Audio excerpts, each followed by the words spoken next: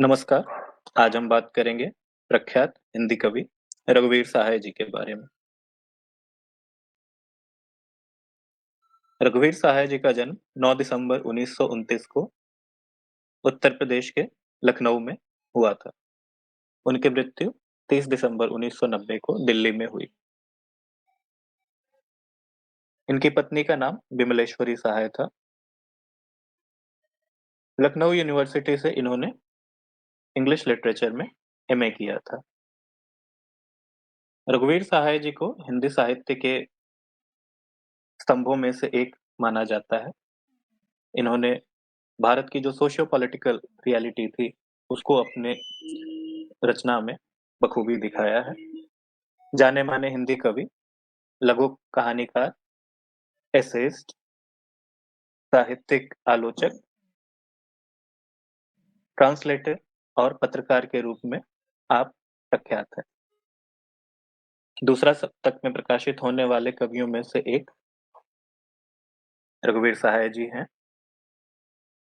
नई कविता मूवमेंट जो चली, उसके अग्रणी चेहरों में से एक रघुवीर सहाय जी रहे हैं। सन 1984 में उन्हें अपनी कविता संग्रह लोग भूल गए हैं के लिए साहित्य अकादमी अवार्ड से सम्मानित किया गया।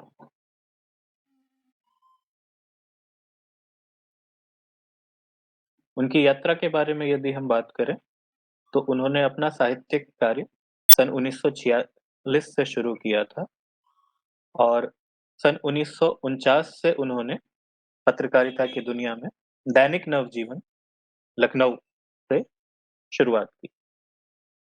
वो दैनिक नवजीवन के सब एडिटर और कल्चरल करेस्पॉन्डेंट रहे सन 1951 तक।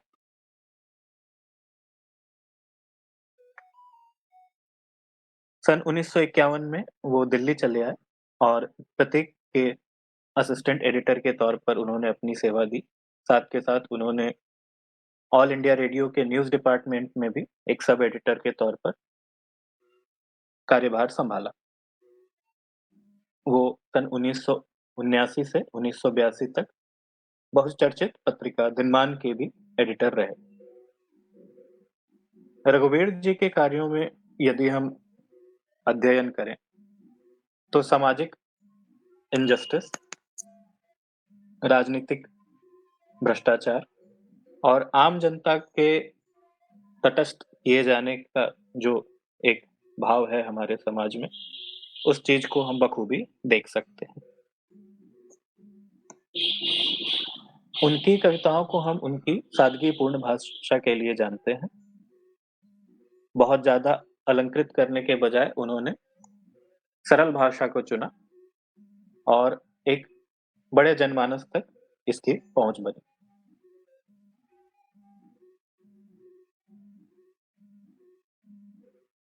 रघुवीर सहाय जी भाषा के राजनीतिकरण पर भी चिंतन करते थे।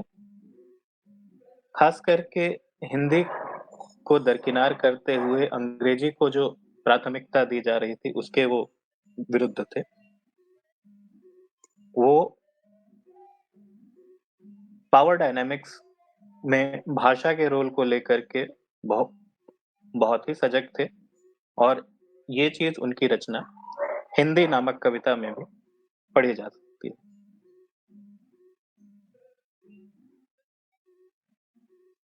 उनके बहुत सारे कार्यों में से कुछ यहाँ पर सूचीबद्ध हैं, जिन्हें आप अपनी स्क्रीन पर देख सकते हैं।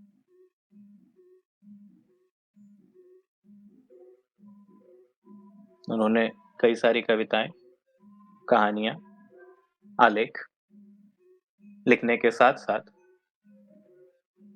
कई सारी विदेशी कृतियों की भी हिंदी ट्रांसलेशन की, जैसे कि शेक्सपियर के मैकबेथ का बर्नम वन के नाम से रोमेन रोला के विवेकानंद नामक पुस्तक का और हंगरी देश की अलग-अलग कहानियों को चुन करके एक संग्रह किया 12 हंगरी कहानियों के नाम। रघुवीर सहाय जी रचनावली के नाम से उनकी सारी कृतियों को एक जगह संकलित किया गया है और जिसको सुरेश शर्मा जी ने एडिट किया है।